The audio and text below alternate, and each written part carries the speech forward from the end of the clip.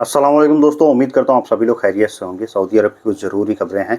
Like अगर Saudi अरब से किसी को आना है फाइनल एग्जिट, तो उसका पासपोर्ट कितना वैलिड होना चाहिए, इसी के हवाले से जवाजात ने कुछ जवाब दिए हैं। और जो है खुरूज निहाई और इकामा यानी फाइनल एग्जिट और इकामा दोनों ही एक्सपायर हो गया है। तो कैसे ट्रांसफ़र लेंगे, कैसे किसी दूसरे कफ़ील के पास कफ़ाला लेंगे, उसके रिगार्डिंग में। और सऊदी अरब में एक सऊदी नागरिक को आतंकवाद के केस में जो है सजाए मौत सुनाया गया। और सऊदी अरब में एक चीज़ की घरेलू वर्कर उनके तादाद को लेकर के एक जो है सर्वे आया हुआ है कि कितने घरेलू वर्कर सऊदी अरब में हैं और अभी तक कितने आए हुए हैं, उनकी संख्या कितनी बड़ी हो गई है, उसके बारे में इन्फॉर्मेशन है। तो वीडियो को शुरुआत करने से पहले आप लोगों से गुजारिश करूँगा, अगर आप लोग मेरे चैनल पर नए हैं तो चैनल को सब्सक्राइब करके ऑल नोटिफिकेशन ऑन कर लीजिए। फेसबुक इंस्टाग्राम पे अभी तक फॉलो नहीं किए हैं तो आप मुझे फॉलो कर सकते हैं। तो दोस्तों वीडियो को अभी से लाइक कर दीजिए। और सबसे पहला जो आप लोगों से एक न्यूज़ शेयर करना चाहूँगा, सऊदी अरब में एक सऊदी नागरिक को आतंकवादी गतिविधि में जो है पकड़ा गया था। उसके वो जो है लोगों को जो है मैनिपुलेट करता था, लोगों को जो है कई तरह की ऐसी बातें करके, भड़काऊ बातें करके और उनको अपने पास लेके आता था। और अपने मतलब जो उसकी मेंटल स्थिति थी लाइक आतंकवाद को लेकर के, वो वैसे उन लोगों को ट्रेनिंग देता था और वैसे बनाता था। और इसके बाद से गोला बारूद वगैरह भी मिला, लोगों को जो है बम वगैरह बनाने की ट्रेनिंग भी देता था। और देश विरोधी गतिविधियों में शामिल खुद था और उनको भी करना चाह रहा था। और इसके जो ये भी बताए गए, मतलब सऊदी अरब के एक अदालत में इसकी पेशी हुई, वहाँ से ये भी बातें खुल के सामने आई कि इसका जो है कई आतंकी संगठन से लिंक भी था। और इसका नाम जो बताया गया यासिर बिन मोहम्मद अल असमरी, तो इसको जो है पहले सेशन कोर्ट में वहाँ पे मौत की सज़ा सुनाई गई थी और फिर दोबारा से फाइनल इसको उसी सज़ा को बरकरार रखते हुए इस आदमी को सजाए मौत की सज़ा जो है सुना दी गई है। तो सऊदी अरब में अगर कोई भी आदमी इन तरह की स्थिति में पाया गया कि वो आतंकवादी गतिविधियों में शामिल है, तो उसका एक ही सज़ा है और वो सजाए मौत ही है। दोस्तों अगला जो अपडेट है, अगला जो खबर है, वो जौजात के ट्विटर अकाउंट में पूछा गया था।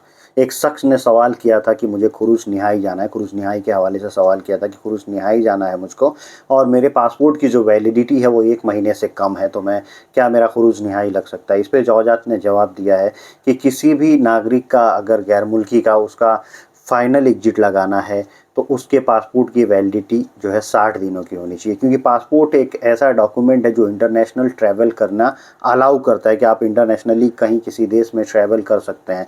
तो वो ट्रैवल करने के लिए पासपोर्ट की वैलिडिटी ज़रूरी है, यानी पासपोर्ट जो है वैलिड होना ज़रूरी है।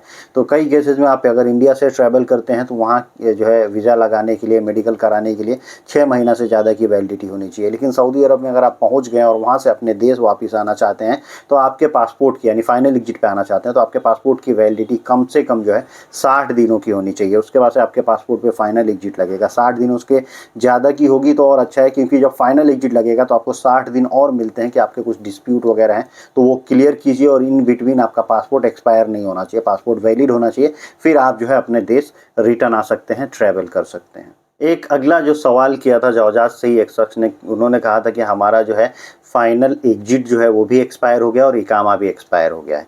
इस केस में जो है मैं सऊदी अरब में हूँ तो क्या मेरा नकल कफ़ाला हो सकता है। इस पर जौजात ने क्लियर किया है कि सबसे पहले अगर आपका फाइनल एग्जिट एक्सपायर हुआ है तो उसको कैंसिल करवाइए और उसका जो है वायलेशन का जो चार्ज होता है वो 1000 रियाल होता है, वो आपको पे करना होगा। उसके बाद से अगर आपका इकामा एक्सपायर हो चुका है और इकामा एक्सपायर होने में देरी हो गई है तो इकामा को पहले आप रिन्यूअल करवाइए। 500 रियाल जो है एक्स्ट्रा चार्जेस जो है फ़ाइन के तौर पे वो देने पड़ेंगे पहली बार में। दूसरी बार में जो है 1000 रियाल हो जाता है।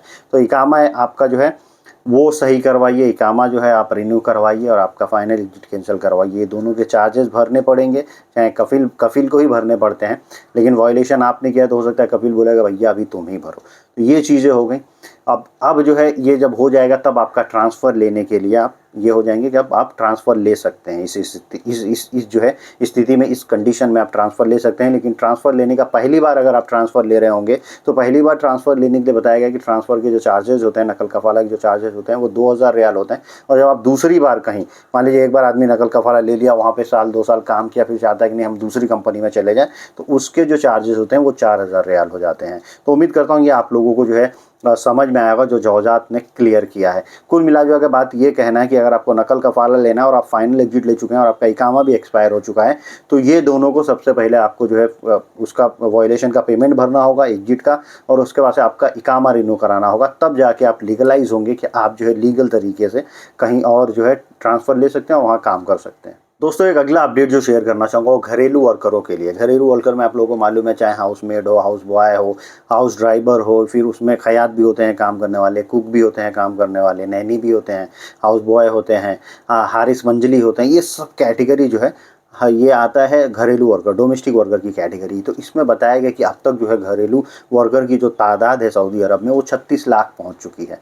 यानी 36 लाख तादाद में लोग घरेलू वर्कर सऊदी अरब में हैं। अच्छा, एक और चीज़ इसमें बताया गया है कि घरेलू वर्कर 2018 से लेकर 2022 तक जो है वो 1.2 मिलियन जो है वो बढ़े हैं। 1.2 मिलियन लोग जो है सऊदी अरब में घरेलू वर्कर, घरेलू कारकुन जो है काम करने के लिए आए। 1.2 मतलब आप समझिए कि 12 लाख के करीब लोग जो है 2018 से और अब तक आप समझ सकते हैं इतने लोग आए हैं। अब आजकल थोड़ा घरेलू वर्कर का वीज़ा निकलने में इशू है, वीज़ा लगने में इशू है, कम वीज़ा आ रहे हैं, आपको मालूम है। लेकिन इसमें सबसे ज़्यादा जो तादाद है काम करने वालों की घरेलू वर्कर में, वो हाउस ड्राइवर वीज़ा पे काम करने वालों की तादाद सबसे ज़्यादा है। और एक और चीज़ बताई गई, इसीलिए एक कानून भी शायद लाया गया कि आप जो है किसी भी घरेलू वर्कर को अगर रखते हैं अपने वहाँ, तो एक कफिल 4 ही लोगों को रख सकता है।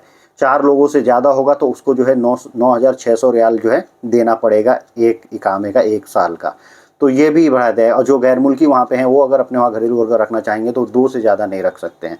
ये बताया इसलिए गया, ये बनाया कानून इसलिए गया कि भैया अब ऐसा करेंगे तो घरेलू कामगारों में थोड़ा गिरावट आएगी, क्योंकि ये लोग जो है घरेलू कामगार को बुला के कहीं और काम करने के लिए भी छोड़ देते हैं। उसमें भी मामला स्ट्रिक्ट है, उसमें भी लोग पकड़े जाते हैं तो उनके ऊपर वायलेशन के चार्जेस लगते हैं, कपिल के ऊपर भी फाइन लगता है, जेल होता है उसका 5 साल के लिए जो है ये बैन हो जाता है कि वो रिक्रूटमेंट नहीं कर सकता है।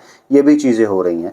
तो ये सब चीज़ें, नए नए रूल्स लाए जा रहे हैं इसलिए कि घरेलू वर्कर को दूसरी जगह काम पे ट्रांसफ़र ना किया जाए, जो लीगल हो। भैया हम जितनी आपको ज़रूरत है, 4 बहुत है। ये बहुत सोच विचार करके गवर्नमेंट ने किया होगा कि भाई एक कपिल के पास 4 घरेलू वर्कर बहुत हैं काम करने के लिए एक आदमी के स्पॉन्सरशिप में। तो ये किया गया। तो चलिए आज की वीडियो करता हूँ यहीं समाप्त। अगर आपको वीडियो अच्छी लगी है और ऐसी ही वीडियोज़ में लेके आते रहे तो दोस्तों में शेयर कीजिए। Thank you guys, thank you for watching.